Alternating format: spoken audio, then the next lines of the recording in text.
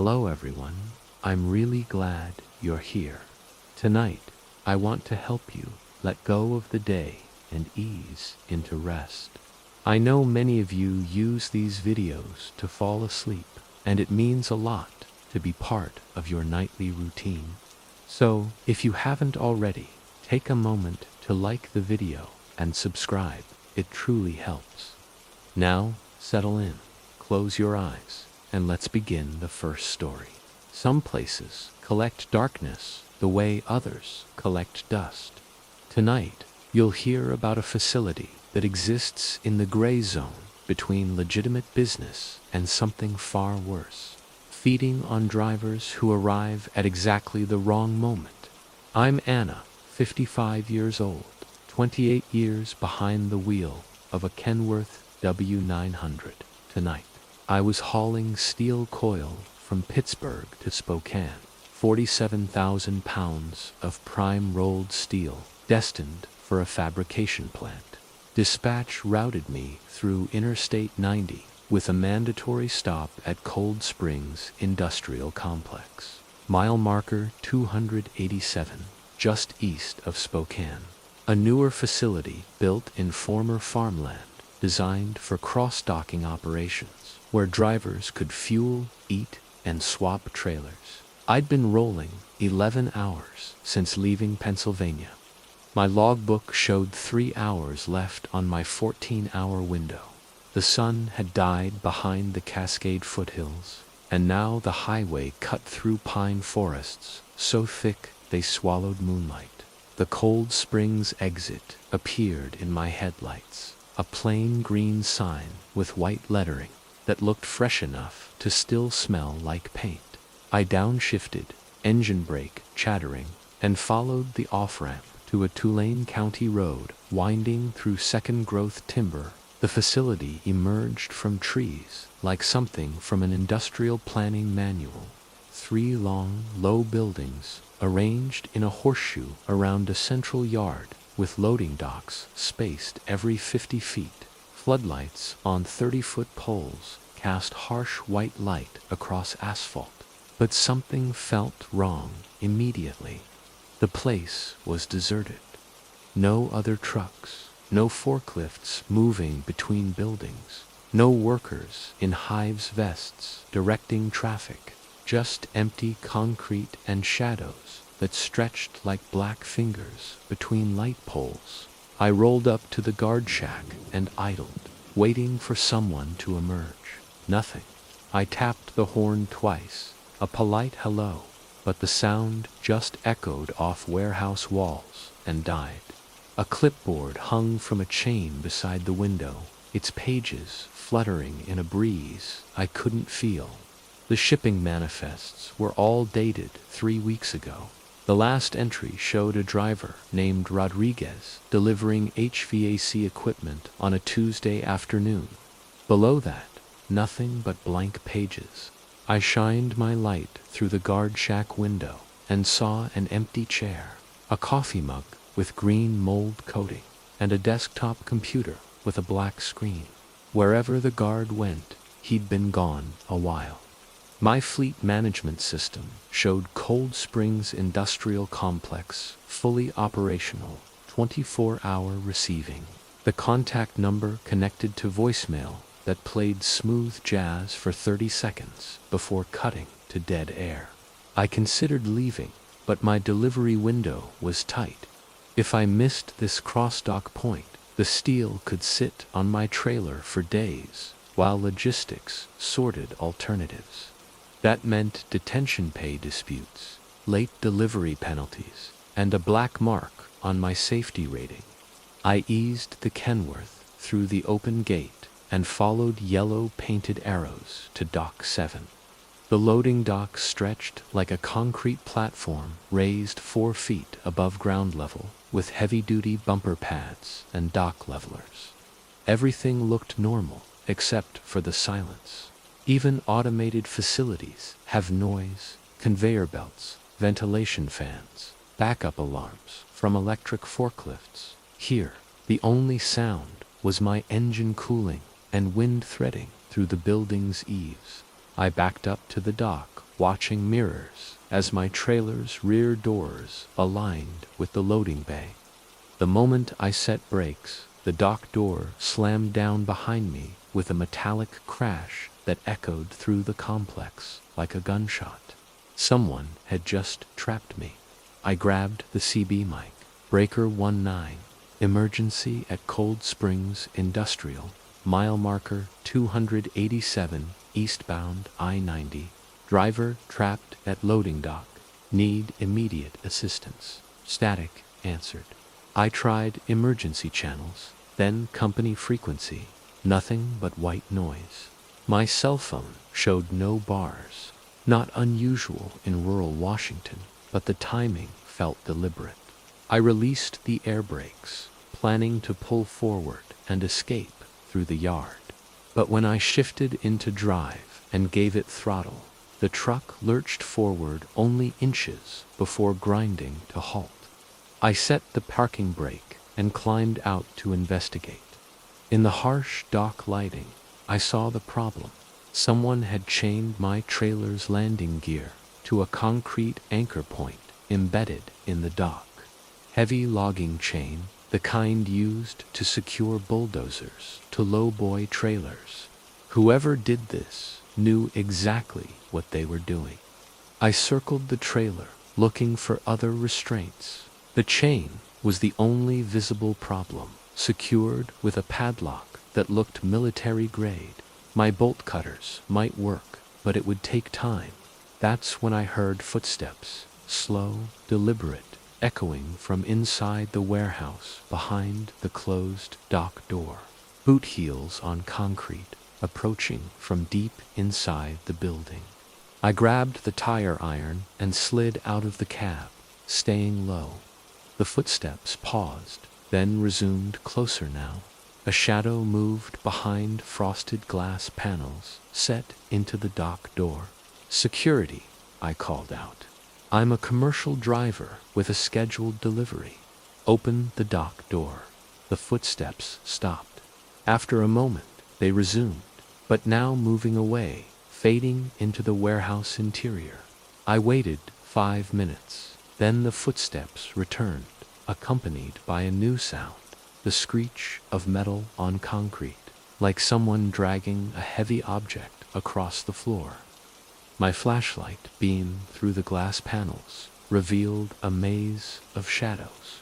Pallets stacked to the ceiling, aisles disappearing into darkness, overhead cranes hanging motionless like mechanical vultures.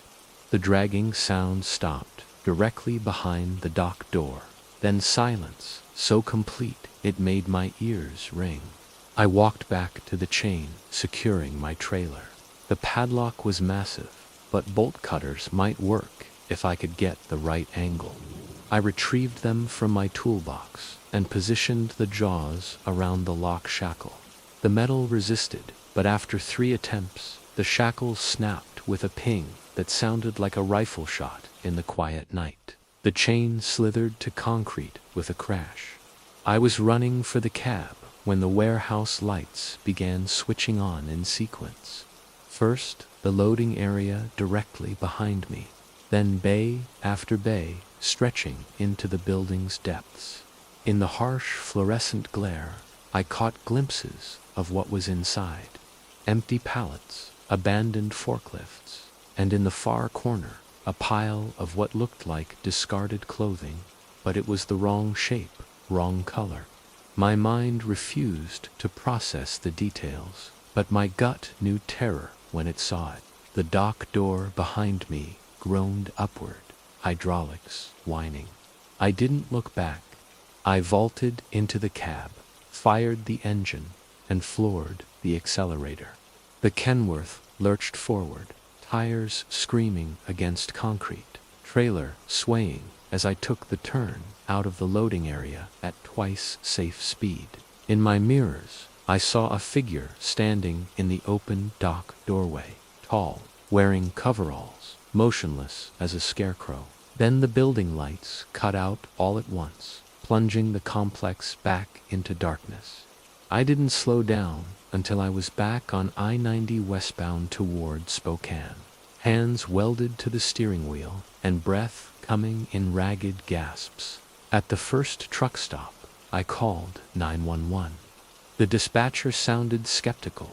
"Industrial facilities close early," she explained. "Trespassing calls were low priority unless there was evidence of theft or damage." An hour later, my phone rang. Spokane County deputy named Martinez had been to Cold Springs. "Facility's been closed for renovation since last month," he told me. "No security guard, no active operations. You sure you had the right address?" But when I called dispatch at dawn, they insisted Cold Springs Industrial was operational and my delivery was confirmed. They had emails, phone logs, GPS coordinates. Everything pointed to the facility being open for business. The dispatcher went quiet when I described what happened. "Anna," he finally said, "we've had 3 drivers report problems at that location in the past month. Equipment failures, communication issues, general bad vibes. We're pulling it from rotation pending investigation." 3 days later, I was delivering a different load near Cold Springs. During lunch, I struck up conversation with a local sheriff's deputy. When I mentioned Cold Springs Industrial, his expression hardened. "We've had issues there," he admitted after glancing around the restaurant. "Missing persons reports, strange calls. Problem is, the place changes ownership every 6 months. Shell companies, out-of-state LLCs. By the time we investigate complaints, previous owners have vanished, and new ones claim no knowledge of problems." He leaned across the table, voice dropping to a whisper. "Between you and me, we think it's being used for human trafficking. Way station for moving people across state lines. Most drivers who stop there see nothing because the operation only runs certain nights. But the ones who arrive at the wrong time," he shrugged, leaving the sentence unfinished. "I never returned to Cold Springs Industrial. My company stopped routing loads through that facility entirely after another driver filed formal complaints alleging safety violations. But sometimes, when I'm hauling through eastern Washington late at night, I catch myself looking for that exit sign at mile marker 287. It's still there, green and reflective, directing traffic to a place that exists on maps and GPS systems, but feels like a wound in the landscape itself. Some places exist in gray zones between legitimate business and something far worse, feeding on drivers who arrive at exactly the wrong moment and can't prove what they saw in the morning light." Story 2.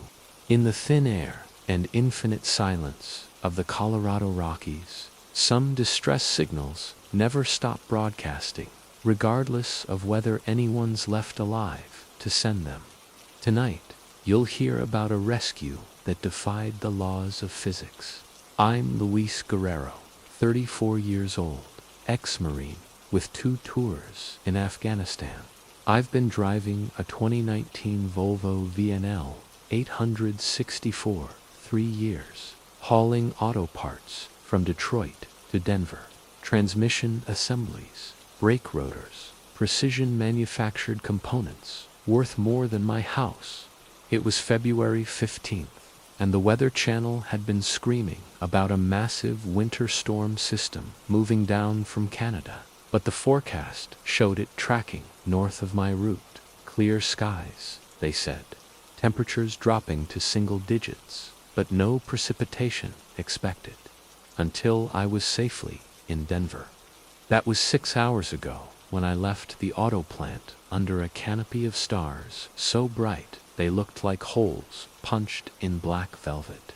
Now, climbing through the Eisenhower Tunnel approach at 10,800 feet, those stars had vanished behind a wall of clouds thick as concrete.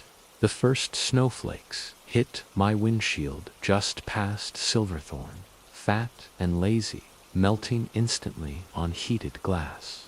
By Glenwood Canyon, snow was falling sideways, driven by winds that howled through rock formations like artillery shells. My GPS showed 127 miles to Denver, but I was only making 35 miles per hour, following twin red smears of taillights from a refrigerated unit hauling produce. The canyon walls rose on both sides like ramparts of some ancient fortress. For a moment, I was transported back to the Hindu Kush, convoying through passes where Taliban snipers waited in caves above the roadway. Around mile marker 119, I spotted something that stopped me cold. An overturned tanker lying on its side in the median between eastbound and westbound lanes. A massive aluminum cylinder gleaming dully in my headlights. The tractor was nowhere visible, probably rolled down the embankment. But the tanker trailer sat abandoned like a beached whale.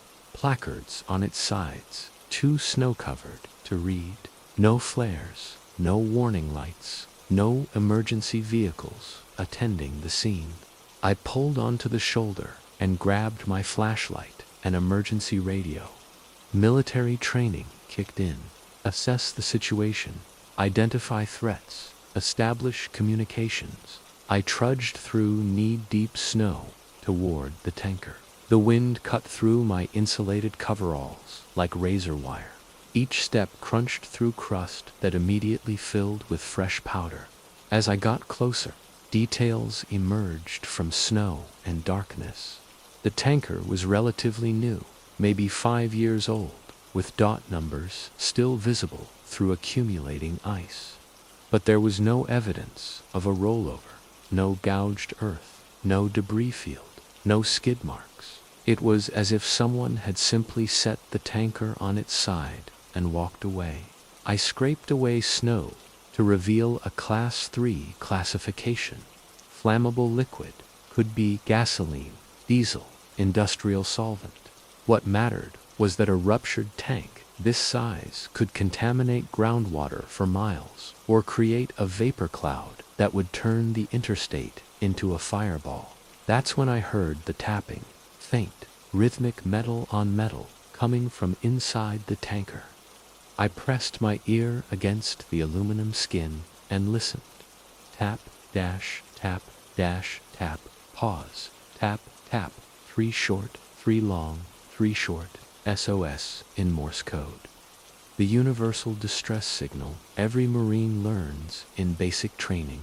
Someone was alive inside that tank. "Hello," I shouted, pounding on the tanker wall with my flashlight. "Can you hear me?"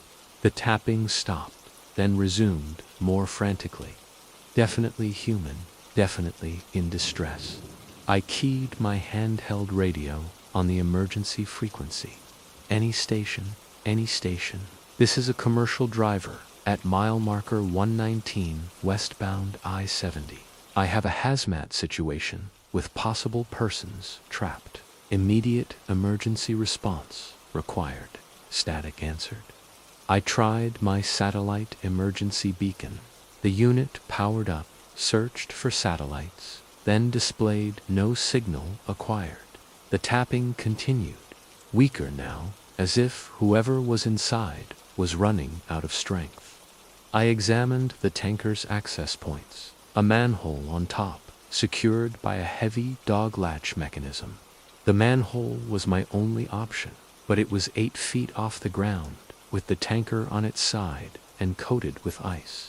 I tied one end of my tow strap to my trailer's tow point and used it to climb the tanker's slippery surface. 3 times I slid back to the snow. On the 4th attempt, I made it to the top and worked the manhole's locking mechanism. The hatch wouldn't budge. Corrosion, ice, or both had frozen the mechanism solid. From inside the tank, the tapping became desperate. No longer rhythmic SOS, just frantic hammering against the walls. I lit 2 emergency flares and set them beside the manhole, hoping the heat would expand the metal enough to break the ice seal. Red light painted the falling snow like drops of blood. For 15 minutes, the flares burned before finally melting enough ice for the hatch mechanism to turn. The heavy steel cover lifted with a groan, releasing a cloud of vapor that reeked of industrial solvent.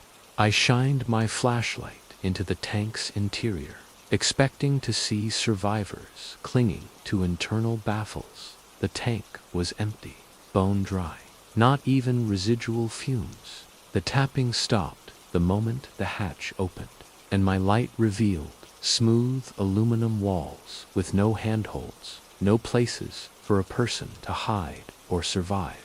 But the sound was real. I heard it, felt it through the tank walls, responded to its desperate rhythm. That's when headlights swept across me from the roadway. A Colorado State Patrol SUV had pulled up beside my truck, light bar flashing through the snow. I climbed down as the trooper approached, a compact woman in her 40s, moving with careful deliberation. "You, the driver who called in a hazmat situation?" she asked, shouting over the wind. I explained what I found: the overturned tanker, the SOS tapping, the empty interior. Her expression grew increasingly skeptical. "Driver, this trailer's been here 3 weeks," she said. "Rolled off the road during that ice storm Valentine's Day weekend.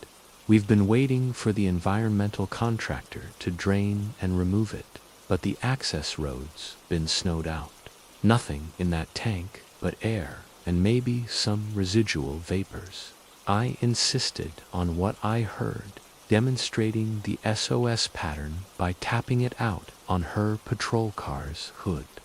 She listened patiently, then explained thermal expansion and contraction. Empty tanks make all kinds of noise when temperatures fluctuate. Metal pops, settles, sounds like Morse code if you're listening for patterns. Her explanation made scientific sense, but it didn't account for the timing. Why the tapping started exactly when I approached, why it responded to my movements, why it stopped the instant I opened the hatch.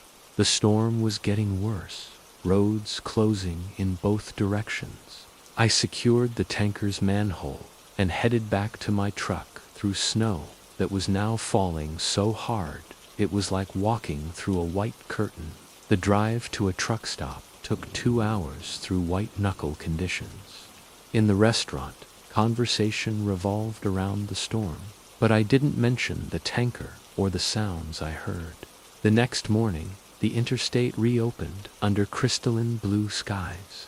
I completed my delivery to Denver 3 hours late, well within acceptable weather delays. 2 weeks later, I was hauling electronics back through the same stretch of I-70. The abandoned tanker was gone, removed by environmental contractors. But at mile marker 119, where the median still showed faint scorch marks from my emergency flares, I slowed down and listened. The Volvo's engine hummed, snow chains sang against asphalt, and the CB crackled with normal driver chatter. But underneath it all, if I strained my ears and let my imagination wander, I could almost hear it. A faint tapping, 3 short, 3 long, 3 short, transmitted through the mountain air like an echo from another dimension. Maybe it's wind through canyon walls, maybe thermal expansion of guardrails, maybe the sound of my own heartbeat amplified by altitude and memory. Or maybe in the thin air and infinite silence of the Colorado Rockies, some distress signals never stop broadcasting, regardless of whether anyone's left alive to send them. Story 3. The border teaches hard lessons to anyone who works there regularly. Survival depends on learning them quickly. Tonight, you'll hear about an ambush that dissolved into chaos when a driver chose noise over submission. I'm Alina Vasquez, 36 years old, bilingual driver hauling cross-border freight for 12 years. Tonight, I was piloting a 2018 Volvo VNL through the El Paso Juarez corridor, one of the busiest commercial crossings on the U.S.-Mexico border. My trailer was loaded with consumer electronics, smartphones, tablets, gaming consoles, manufacturers and destined for retail distribution centers across Texas. The manifest showed 2.3 million in cargo, which made this run both lucrative and dangerous. It was March 8th, temperature still hovering around 95 degrees, even though the sun had disappeared behind the Franklin Mountains an hour ago. The desert air shimmered with heat that rose from asphalt like invisible flames. I cleared U.S. Customs at the Bridge of the Americas just after 10 p.m., presenting my fast card and commercial driving credentials to agents who'd seen me enough times to recognize my face. The inspection was cursory. They ran my trailer through the gamma ray scanner, checked my manifest against cargo seals, and waved me through. Crossing into Mexico was equally smooth. The Mexican customs agents seemed eager to process commercial traffic quickly. The electronics were bound for a distribution center in Chihuahua, a 5-hour drive through desert terrain. 20 kilometers south of the city, I noticed headlights in my mirrors. Single vehicle maintaining steady distance. Probably another commercial driver making the same run I was. But as kilometers passed, the vehicle never gained or fell back, never attempted to pass despite my moderate speed. I keyed up my CB radio in Spanish. A voice answered immediately, claiming there was no one behind me, but I could clearly see headlights in my mirrors. That was impossible unless the following vehicle wasn't using standard radio equipment. The vehicle began closing distance. What was half a kilometer became 300 meters, then 200. Their headlights grew larger in my mirrors, revealing details I hadn't noticed before. It was a pickup truck, white, possibly a Ford or Chevrolet, riding high on oversized tires. The headlight pattern suggested aftermarket LED arrays, but there were no official markings visible.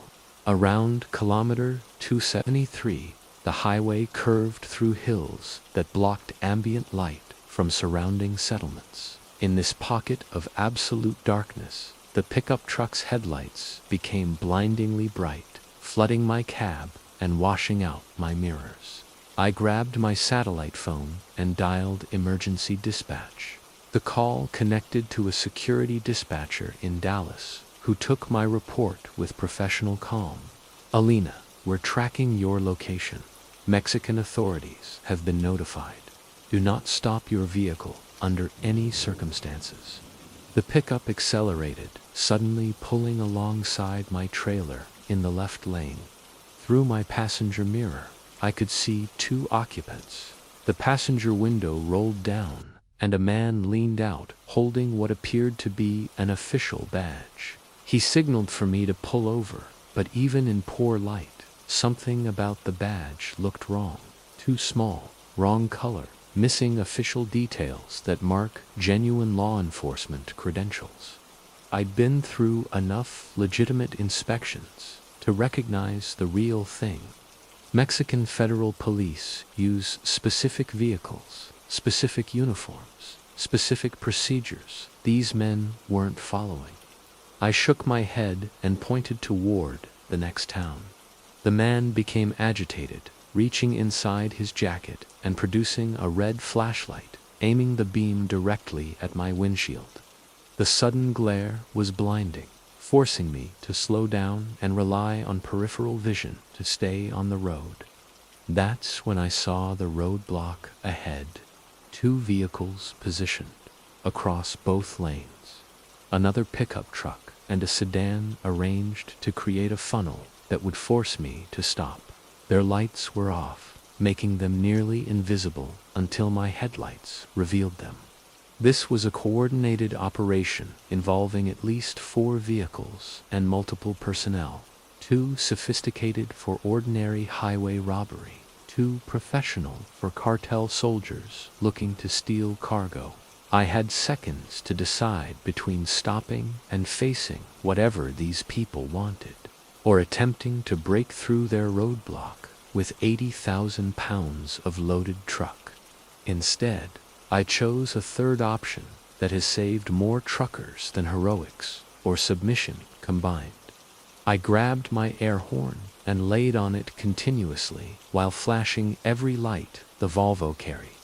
Headlights, markers, hazards, work lights. The 120 decibel blast shattered the desert silence and turned my truck into a rolling beacon visible for miles. At the same time, I keyed my CB radio and broadcast on multiple channels in Spanish, calling for assistance and announcing my position. The effect was immediate. The pickup truck alongside me swerved away, apparently startled by the sudden noise and light show. The vehicles blocking the road ahead began moving, their carefully planned positions dissolving into chaos. As my horn continued its emergency blast, I maintained speed toward their roadblock, betting they wouldn't risk a head-on collision with a loaded semi moving at highway speed. The gamble paid off. The blocking vehicles scattered like startled livestock, clearing both lanes just as I thundered past. One pickup stalled, trying to get out of my way, and I had to swerve onto the shoulder to avoid clipping its tailgate. Gravel sprayed from my tires as the Volvo's suspension bounced over uneven ground. But I regained pavement and accelerated toward the lights of the next town. Mexican truckers take emergency calls seriously. Within minutes, my CB radio exploded with voices offering assistance and relaying my position to authorities.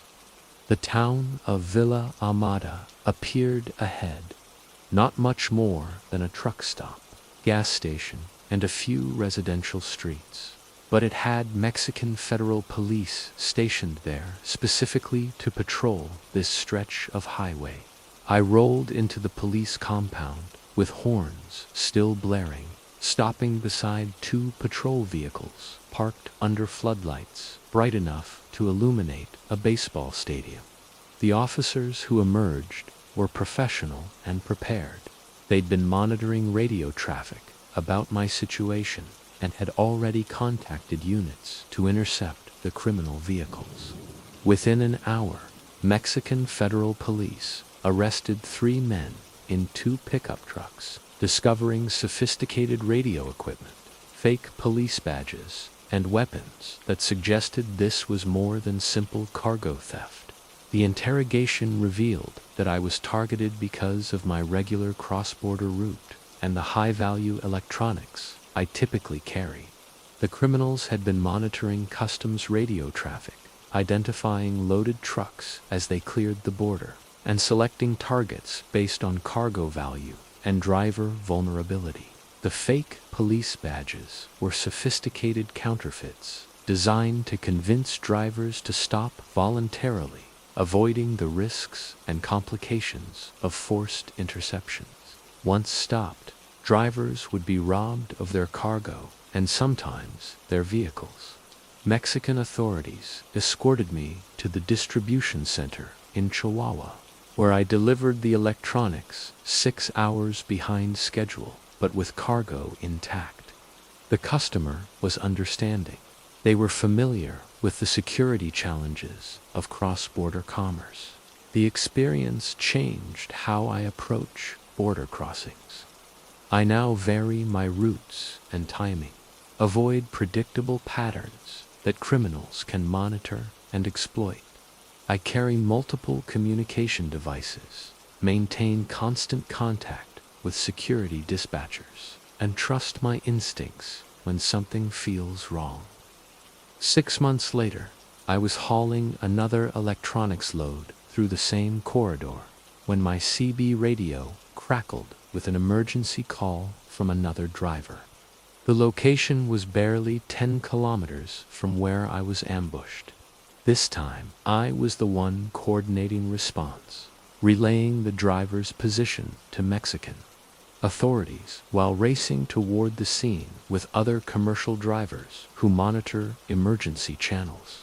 We arrived to find another attempted roadblock dissolved into chaos, the criminals fleeing rather than face multiple witnesses and coordinated resistance. The targeted driver was shaken but unharmed, her cargo protected by the same tactics that saved my load months earlier. The border never truly becomes safe, but drivers who respect its dangers and support each other can survive its challenges. Every successful defense teaches lessons that protect the next victim, and every criminal operation defeated makes the highway slightly safer for legitimate commerce. It's not heroism, it's professional survival in an environment where complacency kills and community saves lives. Story 4. In the dark, you can never be sure who's out there watching, waiting for your guard to drop just long enough to open a door you never meant to crack. Tonight, you'll hear how a routine rest stop became a cat-and-mouse nightmare. I'm Smith, 28, 6 months out of CDL school, still getting used to the endless hum of interstate asphalt under a 2003 Freightliner Cascadia day cab. Tonight, I was hauling 42,000 pounds of paper stock from Lexington, Kentucky, down to Atlanta on I-75. Dispatch wanted me through Chattanooga before dawn to dodge morning congestion. I'd left the shipper at 9 p.m. and had been chewing miles ever since. The logbook was legal, the coffee was cheap, and the road was slick with early spring drizzle. By 1:15, my eyelids sagged, the caffeine had peaked, and the faint hiss of rain against the cab was hypnotic. I spotted the blue and white rest area sign at mile marker 158, 3 miles ahead. Perfect. I figured a quick 15-minute power nap and a walk around would keep me sharp until Georgia. I keyed the mic breaker, 19. Anyone got eyes on that rest area ahead, Chattanooga bound? A fuzzy voice came back, heavy with Tennessee twang. Plenty of room, driver. Watch the potholes, slick as owl snot tonight. The rest area sat in a shallow bowl of pine and sweet gum, lights half dimmed to save the state's electric bill. Only 6 rigs occupied the tractor-trailer lot, spaced like silent monuments. I glided into a pull-through slot between a cattle hauler and a flatbed loaded with steel coil, set the parking brakes, and let the engine idle to cool the turbo. The rain had tapered to mist, but fog curled at treetop level. I cracked the cab door and stepped onto wet asphalt, the humid air smelling of diesel exhaust, pine sap, and those antiseptic wafers they hang in the men's room. First things first, walk around inspection. I clicked a flashlight on and traced the beam across my tires, checked each strap on the box trailer, inspected the glad hand seals, then shined the light along the fifth wheel jaws. Everything was shipshape. I stretched my lower back, climbed back in, killed the headlights, and set a 15-minute phone alarm. Seat reclined, I closed my eyes. I was hovering between wakefulness and dream when a metallic clink snapped me upright, a padlock striking metal, amplified by stillness. My heart banged against my ribs. I thumbed the alarm off and listened. Nothing now except a low groan from the cattle trailer and the hiss of air suspensions settling. I chalked it up to nerves and headed for a quick restroom run. The fog had thickened. The rest area building was a vague shape 20 yards away, silhouetted by dim fluorescent tubes. As I walked, boots splashing in shallow puddles. I heard gravel crunch behind me. I turned. No one. The flatbed's tarps flapped lazily in a breeze I couldn't feel. Inside the restroom, the lights flickered but held. I splashed water on my face, the mirror showing a road-worn man with bloodshot eyes and 3-day stubble. While drying my hands, I caught motion in the reflection. A stall door easing shut at the far end. I hadn't heard anyone come in. "Evening," I said reflexively. No reply. I waited, listening for footsteps. Zipper, toilet flush, nothing. The silence pressed on my eardrums. Back in the lot, the fog was a wall. My Cascadia's marker lights glowed faint amber 50 feet away. Halfway there, static crackled on my handheld CB clipped to my belt. "Come out, big rig boy." The voice was male, raspy, almost playful, but it was on channel 19, open air. I spun around, scanning for cab lights or someone holding a walkie-talkie. The only movement was steam rising from the cattle hauler's exhaust stack. I quick-stepped to the truck, climbed in, and slammed the door. I locked both latches, thumbed the dome light off, and sat motionless. The handheld CB hissed again, carrier wave, but no words. I grabbed the mic on the dash. "Who's messing with me?" On 19. Silence followed, then a faint chuckle, as if someone was covering the mic while laughing. I decided the nap was over. I'd push through Chattanooga and snooze at the company yard. I fired the engine, watched gauges sweep, and flipped on the headlights. In the beams, a figure stood dead center of the exit lane, maybe 40 yards ahead. Male, average height, wearing a reflective vest and holding a large flashlight pointed down, lens covered so only a muted glow leaked out. Could be rest area, security, or DOT, but he wasn't waving me forward or motioning a stop. He was just standing. I keyed up again. "Driver in the vest, you need something." The figure tilted his head, then raised the flashlight, shining it directly at my windshield. The beam bloomed, forcing me to squint. Before I could respond, he switched it off. When my eyes readjusted, he was gone. I flipped on the roof-mounted LED bar, bathing the lane in white light, and eased the Cascadia forward. A quick right, and I was on the ramp back to I-75 southbound. But the CB crackled once more. A whisper, threaded with static, missed me. I nearly dropped the mic. I checked my mirrors and spotted a dark pickup exiting the rest area behind me. Headlights off. Its outline wavered through rain haze, but I made out a chrome brush guard and an LED light bar on the roof. The pickup accelerated, closing the gap even as I pushed my rig to 65. Southbound, I-75, got a four-wheeler with no lights tailing a combo. Anybody nearby? Silence. The pickup switched on high beams, flooded my mirrors, then cut left into the passing lane, pacing my cab. For the first time, I saw the driver black ball cap, face shadowed. He rolled his window halfway and flashed that same oversized flashlight, its beam strobing across my dash. Then he edged toward my lane as if to side-swipe me.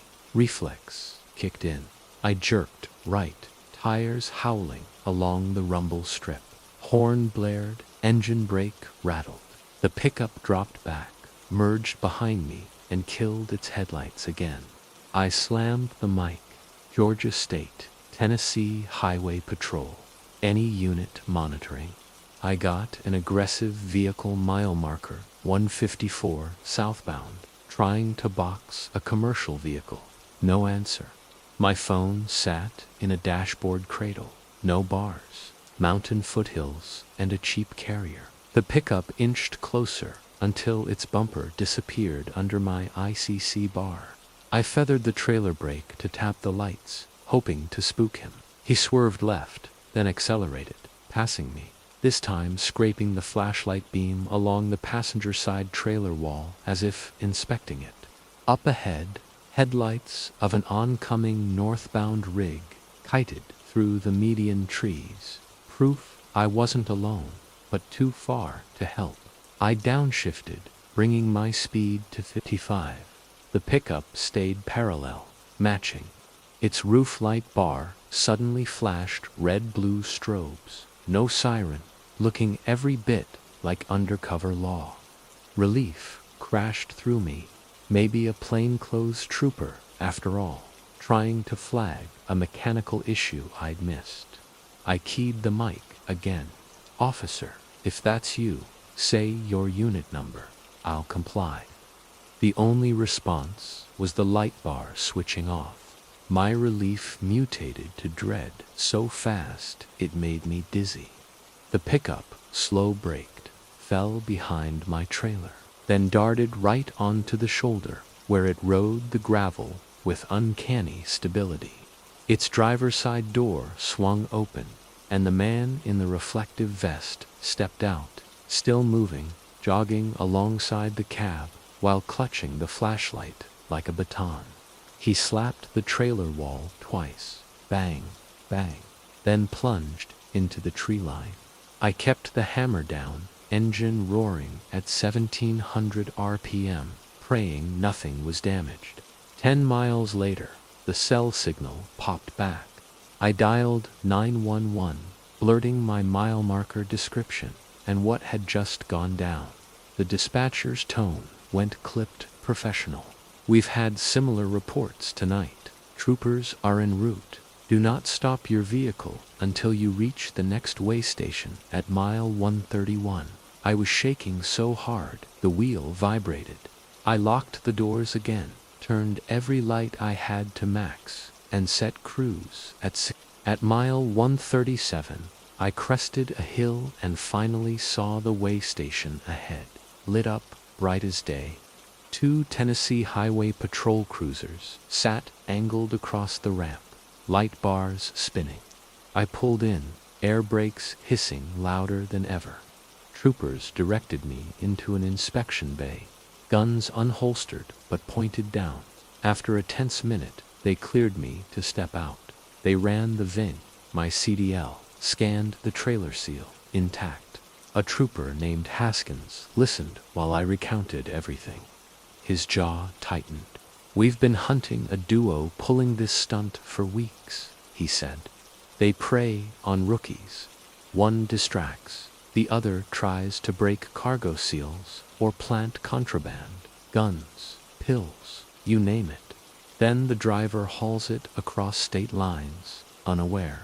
After 20 sweat-soaked minutes, the dog indicated nothing. I exhaled for the first time since the rest area. Haskins handed back my license. They pick rest areas with poor camera coverage. Only reason they bailed is you left too quick, he advised, filing a full statement at the district post. I agreed, though dawn was breaking and my schedule was shot. Under magnification, you could see where someone tried a bolt cutter but slipped, maybe scared off by my quick departure.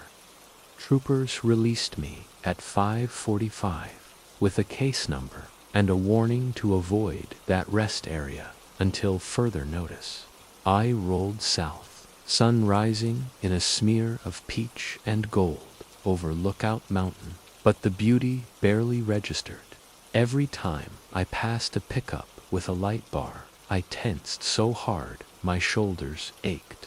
At the consignee in Atlanta, the receiving clerk signed the bills without a glance, clueless to how close his paper stock had come to being a mule load for contraband.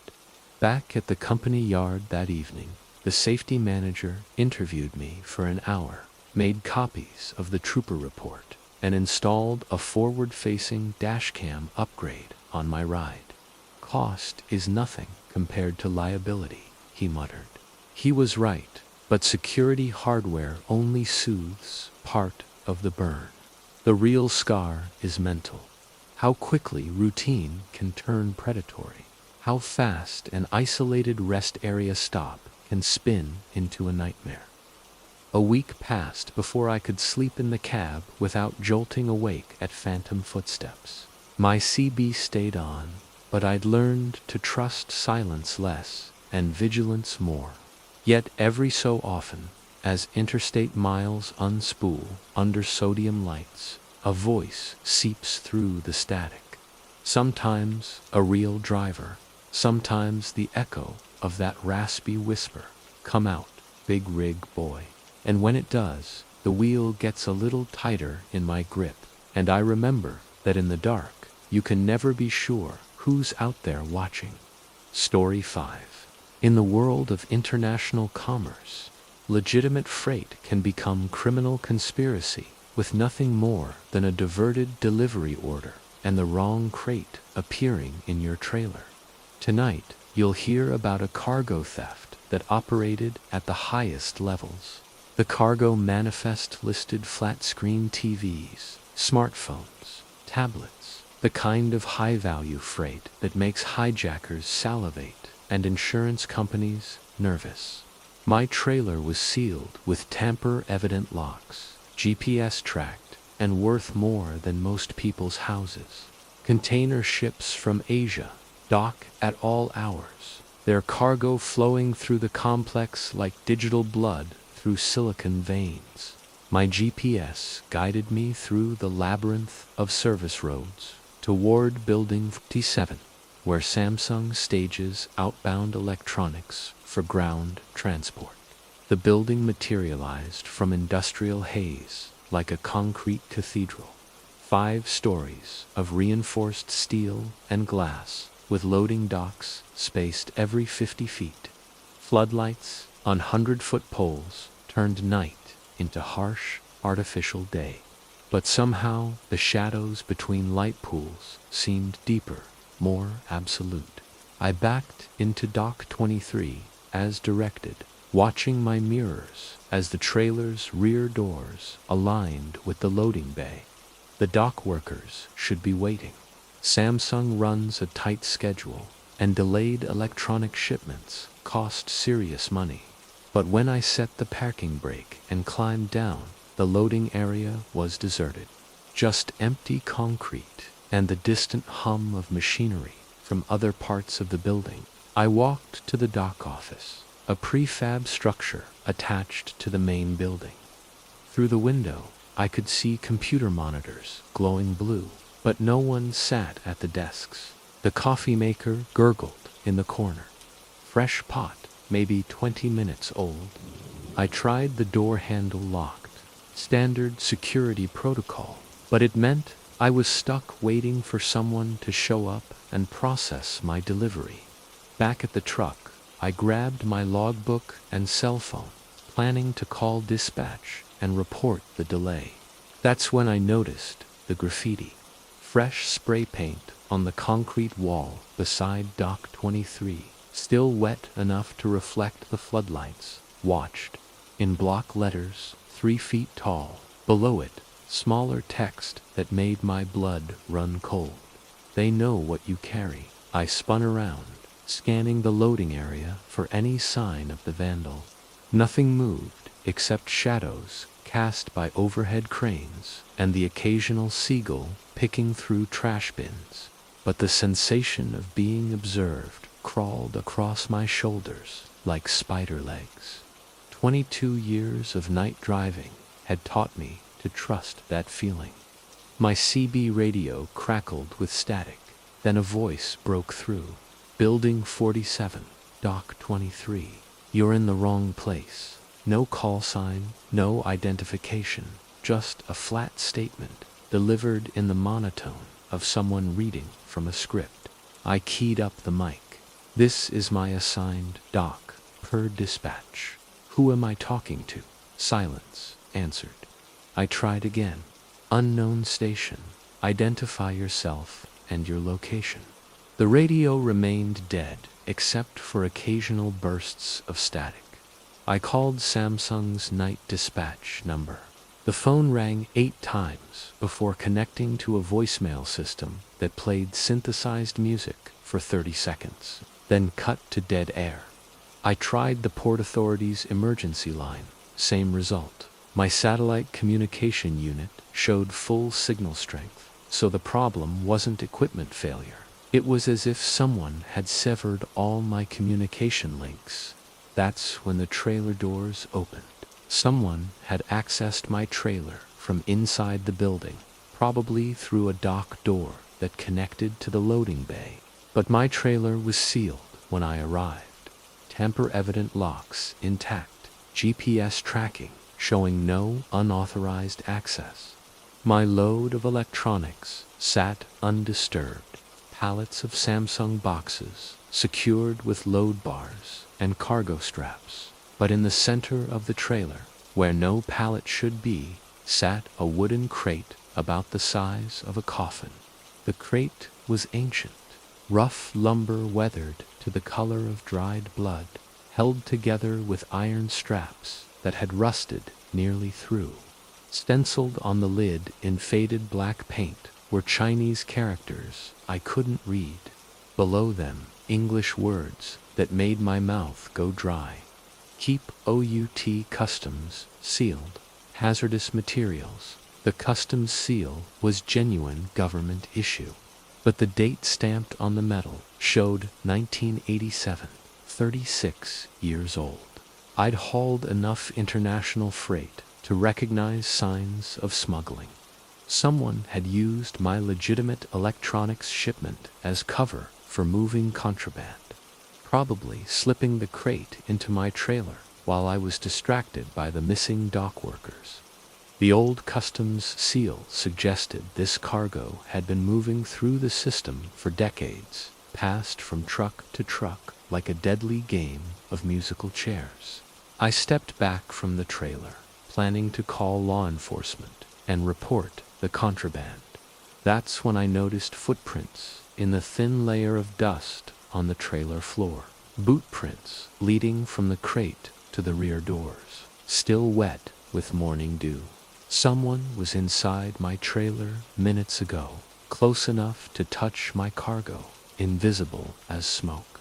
A figure emerged from behind a stack of shipping containers 50 yards away. Male, average height, wearing Port Authority coveralls and a reflective safety vest. He walked toward me with the measured pace of someone who belonged here. But something about his gait triggered every alarm bell in my head.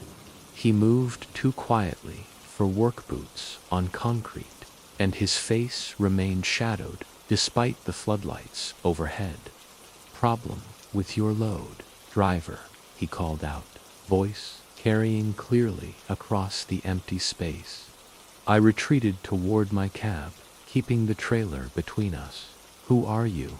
Where are the dock workers?" He didn't answer directly, just continued his approach with that same unhurried stride.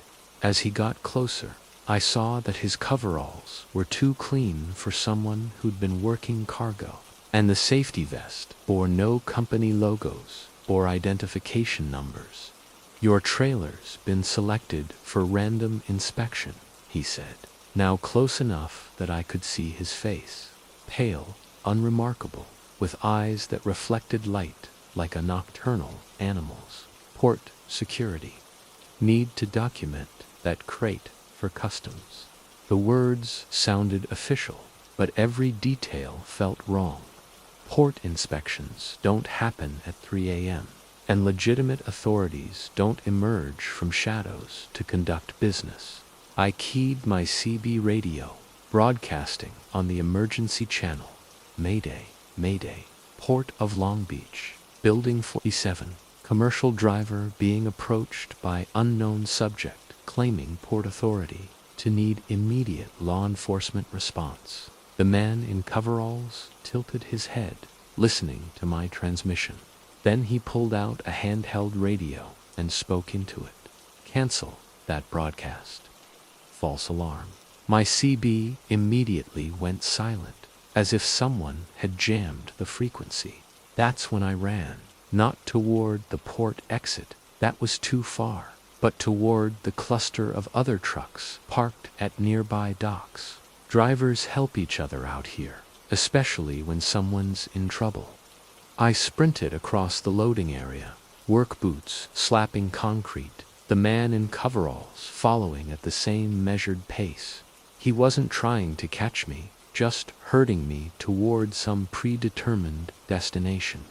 I reached the closest truck and banged on the sleeper curtains. "Driver, wake up. Emergency." No response. I tried the next truck, then the next. Every cab was dark, curtains drawn, doors locked. Either these drivers were sound sleepers, or they weren't drivers at all, just props in an elaborate theater. The coffee truck sat at the far end of the loading area, its generator humming, service window glowing yellow. I sprinted toward it, but when I arrived, it was empty. Fresh donuts sat under heat lamps. Espresso machine steamed quietly, but no vendor, no customers. A hand-lettered sign taped to the service window read back in 5 minutes, but the ink was still wet. I was trapped in a manufactured environment, surrounded by the props of normal port operations, but stripped of actual human presence. Someone had cleared Building 47 of legitimate workers and filled it with theatrical substitutes. That's when she walked out of the shadows between shipping containers. Not the man in coveralls. Someone new, female, Asian, wearing an expensive business suit that looked out of place in an industrial setting. She approached with the confidence of someone who owned everything in sight. "Mr. Rodriguez," she said, pronouncing my name with academic precision. "Thank you for transporting our cargo safely to its destination." I backed against the coffee truck. "I don't know who you are or what's in that crate, but I'm not part of whatever this is." She smiled, the expression as cold as moonlight on steel. "You're hauling much more than electronics, Mr. Rodriguez. That crate contains industrial prototypes worth approximately $50 million. Technology that certain governments would kill for." The number hit like a physical blow. 50 million in stolen technology, transported unknowingly in my trailer under cover of legitimate Samsung cargo. "Why me?" I asked. "Why use my truck?" She adjusted her suit jacket, revealing a shoulder holster underneath. "Your route is perfect. Phoenix to Los Angeles, regular weekly runs, impeccable safety record. No one suspects a veteran driver with clean dot inspections." The man in coveralls had circled around behind me, cutting off retreat. 2 more figures emerged from between shipping containers. Additional security, probably armed, definitely professional. "You want the crate? Take it," I told the woman. "Unhook my trailer, transfer your cargo, let me drive away empty." She shook her head. "Unfortunately, you've seen too much. Our operation depends on anonymity. The crate continues to Phoenix as planned. You continue as our unwitting courier." That's when the port security alarms began wailing. Not the steady beep of a vehicle backing up, but the ear-splitting shriek of facility-wide emergency alerts. Floodlights began strobing red, and over the public address system, a computer-generated voice announced, "Security breach, Building 47. All personnel evacuate immediately." The woman cursed in what sounded like Mandarin, then barked orders to her team in English. "Lock down the perimeter, kill the alarms, find out who triggered the system." But it was too late. In the distance, I could see genuine port security vehicles racing toward Building 47. Light bars flashing, sirens growing louder. The criminals scattered like roaches when lights come on. The woman and her team sprinted toward a black SUV parked between shipping containers, leaving me standing beside my compromised trailer with 50 million in stolen technology and no way to explain how it got there. I had maybe 3 minutes before security arrived. I chose to drive straight to the port security checkpoint, trailer and contraband intact. Better to surrender voluntarily than flee and look guilty. The security guards were confused but professional, calling FBI agents who arrived within the hour to take possession of the crate and interview me about the night's events. The interrogation lasted 6 hours, but my story checked out. The criminals had used sophisticated port access to stage their operation, jamming communications and clearing legitimate workers from Building 47. The crate contained industrial 3D printing technology stolen from a defense contractor, worth exactly the 50 million the woman claimed. My truck was selected because my route profile matched their transportation needs, but I had no knowledge of the conspiracy. Samsung confirmed that the legitimate electronics cargo was never supposed to be loaded at Building 47. Someone had hacked their logistics system and redirected my delivery to facilitate the technology transfer. The criminals escaped, but federal agents recovered the stolen technology and dismantled what they called the most sophisticated cargo theft operation in port history. I was cleared of all charges, commended for my cooperation, and released with a stern warning to report any future anomalies immediately. But the experience changed something fundamental about how I see the road. Every loading dock now feels like a potential trap, every unusual delay a possible setup, because I learned that in the world of international commerce, legitimate freight can become criminal conspiracy with nothing more than a diverted delivery order and the wrong crate appearing in your trailer.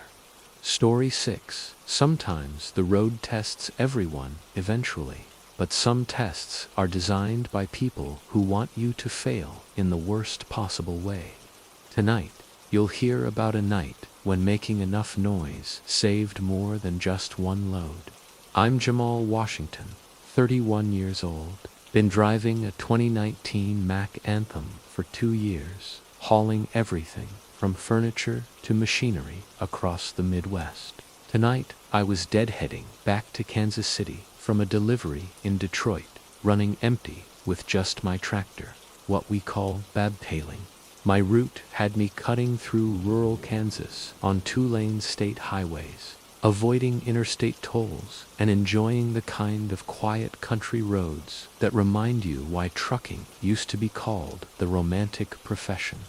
It was October 15th, harvest season, and the countryside rolled past my windshield like scenes from a Norman Rockwell painting.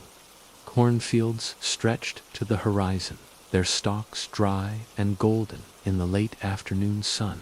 Junction City appeared around a gentle curve just as the sun touched the western horizon. Population 847, according to the weathered sign. Home of the Fighting Eagles football team. It was the kind of small Kansas town that time forgot. I needed fuel and coffee, both in quantities large enough to get me back to Kansas City without another stop. The Casey's sat at the junction of Highway 177 and Main Street, its red and yellow sign glowing like a beacon in the gathering dusk.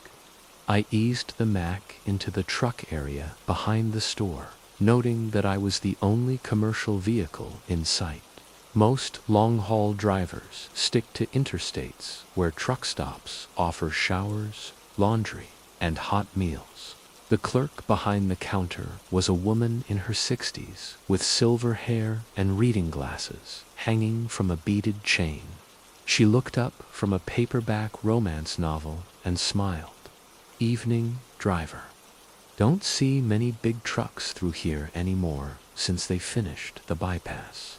I poured coffee from a pot that had been brewing since morning, grabbed glazed donuts that expired yesterday but still looked edible.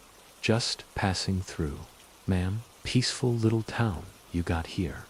She rang up my purchases, chatting about weather and harvest conditions, while my fuel pump clicked steadily outside. That's when she mentioned the Watchers. You be careful driving through after dark, she said, lowering her voice, even though we were alone. Folks have been reporting strange activity lately. Cars following people, strangers taking pictures of license plates. Sheriff thinks it might be connected to that meth problem over in Chapman County, but we're not taking chances.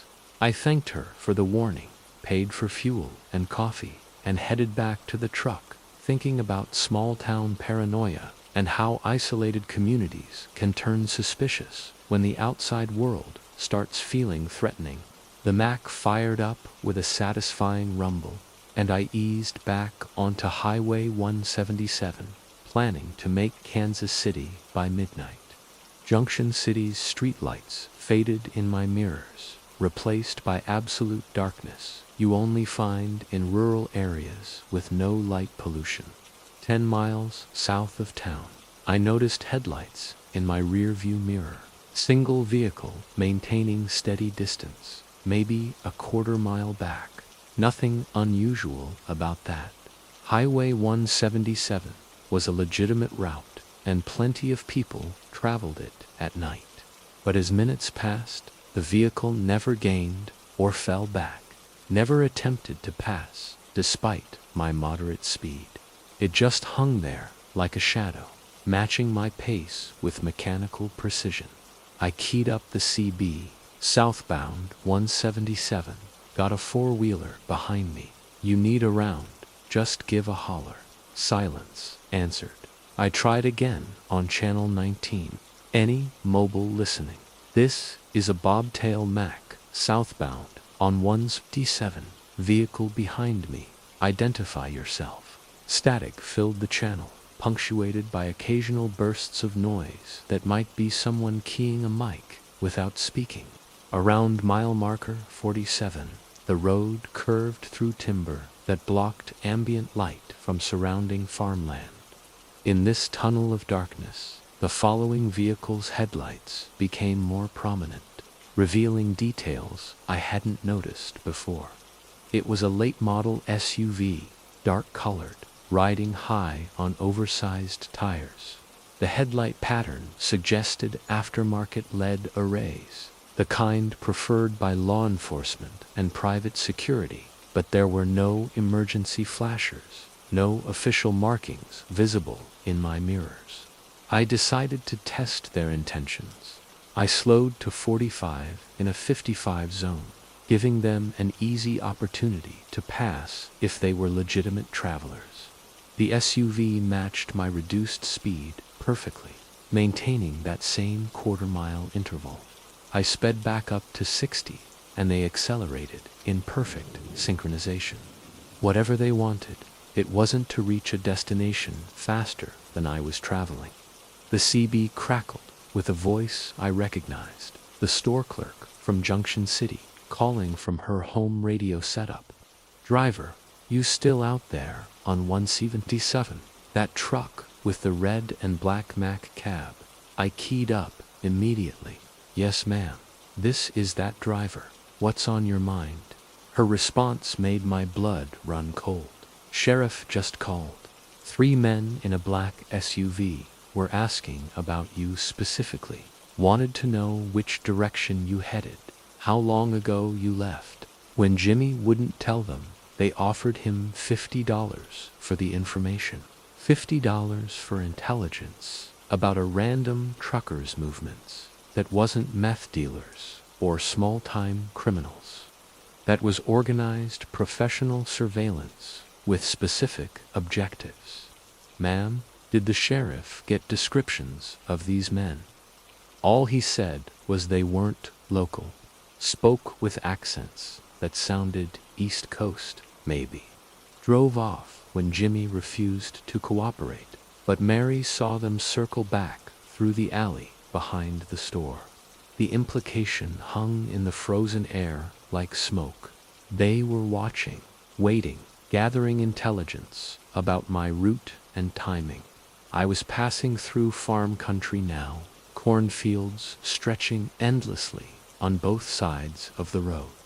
No side roads, no businesses, nowhere to turn or seek help. The nearest town was Abilene, still 30 miles ahead. If these people meant harm, they'd chosen their location perfectly. Isolated, dark, with no witnesses or escape routes. The SUV began closing distance. Quarter mile became 200 yards, then 100. Their high-beam headlights flooded my cab, washing out my mirrors and forcing me to adjust them to reduce glare. They weren't trying to be subtle anymore, abandoning the pretense of coincidental travel.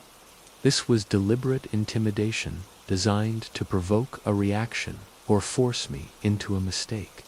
I grabbed my CB mic and broadcast on the emergency channel. Any station, commercial driver on Highway 177, southbound mile marker 43, being followed by suspicious vehicle. Request immediate law enforcement assistance. A voice answered immediately. Male officials, sounding claiming to be Kansas Highway Patrol. Driver, we copy your transmission. Maintain current speed and direction. Units are responding to your location. Relief flooded through me until I noticed that the SUV had also slowed, as if the driver heard the same transmission. That was impossible unless they were monitoring emergency frequencies, which suggested either law enforcement or criminals sophisticated enough to own police scanners. The official voice returned. Driver, for your safety, take the next county road east and proceed to the abandoned grain elevator. Emergency vehicles will meet you there. Something about the instruction felt wrong. Why direct me away from the main highway to an isolated location? Legitimate law enforcement would want to intercept on a public road with witnesses and backup nearby. Negative on that instruction, I responded. I'll maintain current route to Abilene where there's proper lighting and backup. The official voice turned sharp. Driver, you will comply with law enforcement directives immediately. Exit at County Road 18 or face obstruction charges. The threat confirmed my suspicions. Real cops don't threaten charges for refusing to drive to isolated locations. Someone was impersonating law enforcement to manipulate my movements. The SUV accelerated suddenly, pulling alongside my cab in the left lane. Through my side window, I could see 3 occupants, all male, all wearing dark clothing. The passenger window rolled down, and a man leaned out, holding what looked like a badge wallet. He signaled for me to pull over, pointing toward the shoulder with exaggerated authority. But even in poor light, something about the badge looked wrong. Too shiny, wrong shape, missing official details that mark genuine law enforcement credentials. I shook my head and pointed toward Abilene, indicating I'd stop there. The man in the SUV became agitated, shouting something I couldn't hear over engine noise and wind. He reached inside his jacket and produced a handheld spotlight, aiming the brilliant beam directly at my eyes. The sudden glare was blinding, washing out my vision and forcing me to rely on peripheral sight to stay on the road. That's when I saw the roadblock ahead. 50 yards in front of me, 2 vehicles were positioned across both lanes, a pickup truck and a sedan, arranged to create a funnel that would force me to stop. Their headlights were off, making them nearly invisible until my own beams revealed them. This was a coordinated operation, probably planned for hours or days, with multiple vehicles and specific knowledge of my route. I had seconds to decide between stopping and facing whatever these people wanted, or attempting to break through their roadblock and risk a high-speed collision. Instead, I chose option 3, something that had saved more truckers than heroics or submission combined. I downshifted rapidly, engine braking hard, while laying on the horn in a continuous blast that shattered the rural silence. The air horn's 120 decibel wail carried for miles in the still night air, alerting anyone within hearing distance that something was seriously wrong. At the same time, I flipped on every light the Mack carried: headlights, markers, flashers, work lights, turning the truck into a rolling beacon visible from aircraft. The effect was immediate and dramatic. The SUV swerved away from my cab, its driver apparently startled by the sudden noise and light show. The vehicles blocking the road ahead began moving, their drivers scrambling to reposition as my horn continued its emergency blast. I maintained speed toward their roadblock, betting that they wouldn't risk a head-on collision with 80,000 pounds of truck moving at 45 miles per hour. I was right. The pickup truck lurched forward, clearing the right lane just as I thundered past. The sedan attempted to move but stalled, forcing me to swerve onto the shoulder to avoid clipping its rear bumper. Gravel sprayed from my tires as I fought to maintain control, the Mack suspension bouncing over uneven surface before I regained pavement and accelerated toward Abilene. In my mirrors, I watched the 3 vehicles attempt to regroup and continue pursuit, but their careful choreography had dissolved into chaos, with vehicles trying to turn around on a narrow highway, while my air horn continued to announce their presence to anyone within miles. One of the cars had mechanical problems, sitting motionless with steam rising from under its hood. The SUV managed to resume the chase, but they were now more than a mile behind and losing ground as I pushed the Mack to its maximum legal speed.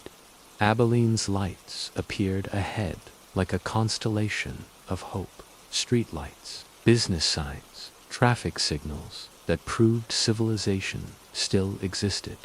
I rolled into town with horns still blaring, lights still flashing, looking like either a parade float or an emergency vehicle. The local police station sat on Main Street, a modest brick building with 2 patrol cars parked outside. I pulled into their lot, set the parking brake, and continued honking until officers emerged to investigate the disturbance. The next 2 hours blurred together in a series of police interviews, radio communications, and incident reports. The Kansas Highway Patrol confirmed they had no units in the area and issued no instructions for me to exit the highway. Someone was indeed impersonating law enforcement, using sophisticated radio equipment to monitor and manipulate emergency communications. A multi-agency search of Highway 177 found the abandoned sedan, apparently stolen from a Kansas City suburb 3 days earlier, but no trace of the other vehicles or their occupants. The investigating officers took my statement seriously, noting that similar incidents had been reported across rural Kansas over the past month. The pattern suggested an organized criminal group targeting commercial drivers for reasons still unclear. No actual robberies had been completed. The criminals seemed to flee whenever their victims resisted or called for help, but the level of organization and equipment suggested they were building toward something larger than simple highway robbery. I spent the night in a motel in Abilene, too wired to sleep and too paranoid to continue driving in darkness. The next morning, Kansas City Dispatch called with an update. FBI agents wanted to interview me about the incident, and the company was installing satellite tracking and emergency communication equipment on all trucks as a precautionary measure.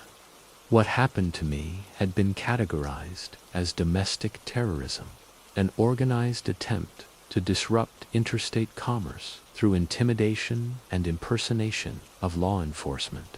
The drive back to Kansas City passed without incident, but I found myself checking mirrors obsessively and avoiding rural highways whenever possible. Every SUV became a potential threat, every radio transmission a possible deception. The investigators eventually determined that my truck was targeted because of its size and the fact that I was traveling alone. The criminals were apparently testing tactics for stopping larger vehicles, possibly as preparation for hijacking hazmat loads or armored trucks. 3 weeks later, the FBI arrested 5 members of what they called a domestic extremist group planning to steal radioactive materials from medical transport vehicles. My encounter on Highway 177 was apparently a field test of their interception methods, using a random trucker as an unwitting training exercise. The roadblock, the fake radio traffic, the coordinated pursuit, all of it was practice for an operation that could have contaminated half of Kansas if they'd succeeded. The clerk at Junction City's Casey's store sent me a newspaper clipping about the arrests, along with a handwritten note. Glad you trusted your instincts and didn't stop. Sometimes the best defense against dangerous people is making enough noise that they can't hide in the shadows anymore. She was right. But the experience taught me that in small towns where everybody knows everybody, strangers asking questions about truckers should be treated as potential threats rather than curious travelers. Now, when I deadhead through rural areas, I maintain constant radio contact with dispatch, carry multiple communication devices, and plan routes that keep me close to populated areas.